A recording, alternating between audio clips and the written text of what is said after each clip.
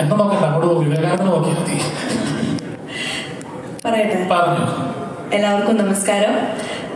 Grace പറഞ്ഞതുപോലെ തന്നെയാണ് എനിക്കും ആദ്യം പറയാനുള്ളത്. കാരണം ഞാൻ 8ാം ക്ലാസ്സിലും പഠിക്കുന്ന സമയം മുതൽ സിനിമ അഭിനയിക്കണം, സിനിമ നടിയാവണമെന്ന് ആ ഒരു സമയം മുതൽ എൻ്റെ മനസ്സിലുണ്ടായിരുന്ന കുറച്ച് ഡയറക്ടേഴ്സ് ഉണ്ടായിരുന്നു. അതിലൊരു ഡയറക്ടറാണ് കമൽ സർ. സാറിൻ്റെ സിനിമയിലെ കുറേ ക്യാരക്ടേഴ്സ്, ഫാൻസി ഡ്രസ്സൊക്കെ ഞാൻ ചെയ്തിട്ടുണ്ട്. സാറിൻ്റെ സിനിമയിലെ പാട്ടുകളിൽ ഡാൻസ് ചെയ്തിട്ടുണ്ട്. ലാൽ ജോസ് സാറിൻ്റെ ഹീറോയിൻ ഹണ്ട് എന്ന് പറഞ്ഞൊരു റിയാലിറ്റി ഷോയിൽ പങ്കെടുത്തപ്പോൾ ഗ്രാമഫോണിൽ മീര ജാസ്മിൻ ചെയ്ത ക്യാരക്ടറിന് ഡബ് ചെയ്ത് അന്ന് നല്ല മാർക്ക് കിട്ടി. അപ്പോൾ ഞാൻ വിചാരിച്ചു എന്തായാലും ലാൽ ജോസ് സാറിൻ്റെ ഹീറോയിൻ ഹണ്ട് ഷോ ആണല്ലോ, അപ്പോൾ കമൽ സാറ് കാണും, കണ്ടിട്ട് വിളിക്കും. അങ്ങനെയൊക്കെ ഒരു 12 വർഷത്തിന് ശേഷമാണ് ഇപ്പോൾ സാറ് വിളിച്ചത്. അപ്പോൾ അത് വലിയൊരു ഭാഗ്യമായിട്ട് കാണുന്നു. ആ ഒരു സിനിമയിൽ നല്ലൊരു കഥാപാത്രം ചെയ്യാൻ സാധിച്ചതിൽ ഒരുപാട് സന്തോഷമുണ്ട്. പിന്നെ ഷൈൻ ടോം ചാക്കോ, ഷൈൻ്റെ കൂടെ ഞാൻ കുമാരിയിൽ ഒരു ക്യാരക്ടർ ചെയ്തിട്ടുണ്ടായിരുന്നു. ഇതിൽ ഷൈൻ്റെ കൂടെ വീണ്ടും അഭിനയിക്കാൻ സാധിച്ചു. അങ്ങനെ ഒരുപാട് നല്ല നല്ല മുഹൂർത്തങ്ങൾ. ഗ്രേസ്, മറീന, സ്മിനു ചേച്ചി, നല്ല ജോണി ചേട്ടൻ, നമ്മൾ ആഗ്രഹിക്കുന്ന ഇഷ്ടപ്പെടുന്ന എല്ലാ ആർട്ടിസ്റ്റുകളുടെ കൂടെ വർക്ക് ചെയ്യാൻ സാധിച്ചതിൽ ഒരുപാട് സന്തോഷം. ആൻഡ് 2023 എൻ്റെ ഒരു പേഴ്സണൽ സന്തോഷം എന്ന് പറഞ്ഞാൽ കമൽ സാറിൻ്റെ സിനിമയിൽ അഭിനയിക്കാൻ പറ്റി.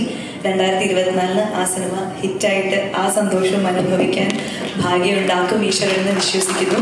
So thank you so much Chackochan, Soubin, എല്ലാവർക്കും ഇവിടെ വന്നതിൽ എൻ്റെ പേരിലും ഒരു നന്ദി അറിയിക്കുകയാണ്. Ashiq sir, Listin sir, Swami sir, അത്രയൊക്കെ ഉള്ളൂ.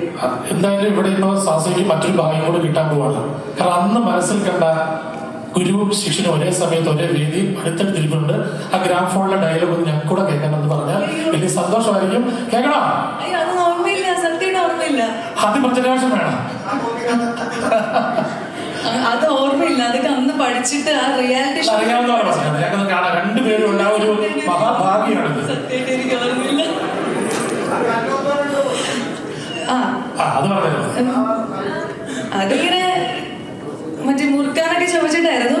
കല്ല് കൊത്താനുണ്ടോ, കല്ല് കല്ല് കൊത്താനുണ്ടോ, കാല് കൊത്താനുണ്ടോ, കാല്, അങ്ങനെയൊക്കെ പറഞ്ഞ് ഞാൻ ഇങ്ങനെ രക്ഷപ്പെട്ടു.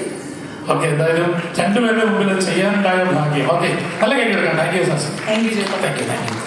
ഓക്കെ, ഇത് വേറെ കൂടുതൽ വീഡിയോസിനായി B4 Place ഫോളോ ചെയ്യൂ, സബ്സ്ക്രൈബ് ചെയ്യൂ.